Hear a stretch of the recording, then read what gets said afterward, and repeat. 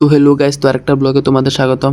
তো আজকে যে শিক্ষা ক্ষেত্রে এত বড় একটা গাফিলতি হইব এটা কেউ আশাও করে নাই। তো অ্যাকচুয়ালি সেটা কি আমরা জানি, আমাদের যে সমরেন্দ্রগঞ্জ স্কুল রয়েছে ওইখান থেকে প্রায় 3টা ল্যাপটপ, চার্জার, মাউস সহ চুরি হয়ে যায়।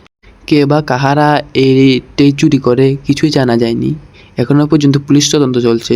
তো এখানে উপস্থিত মানুষজন কি বলছে তোমরা একটু শুনো। তো আমরা দাদা আছি এনে, তো দাদারে যে কেমন যে এখানে মানে কিভাবে চুরিটা হয়েছে তো আপনারা শুনুন। তখন মানে কিভাবে চুরিটা হয়েছে, আপনারা এতক্ষণ এখানে আসলেন কিভাবে হয়েছে? চুরিটাতে প্রথমে আমি এখন গিয়ে দেখেছি উপরে যে টিনটা ছিল সেটা উপরে টিনটা খুলিয়ে লাগছে, খুলি তারপরে ভিতরে ঢুকছে সিলিং ভাঙি, ভিতরে ঢুকিয়া ভিতর থেকে 3টা ল্যাপটপ এবং চার্জার মাউস সহ চুরি হয়ে গেছে। এখন আপনারা যাইয়া দেখেন চোরের একটা গামছা আছে, গামছা রয়েছে এখানে? টেবিলের মধ্যে একটা গামছা। আচ্ছা ঠিক আছে, থ্যাংক ইউ দাদা। তো এটা হচ্ছে চোরে রাখা দেওয়া গামছা, যেটা হয়তো চোরে ভুল ক্রমে রাখা চলে গেছে। মানে ওরা নতুন সিলিং ভাঙিয়ে ঢুকছে, উপরে টিন আসলো, টিনটা খুলছে, এরপরে পুরো নতুন সিলিংটা ভাঙিয়ে এরপরে ঢুকছে। আপনারা দেখেন এনে ল্যাপটপ আসলো,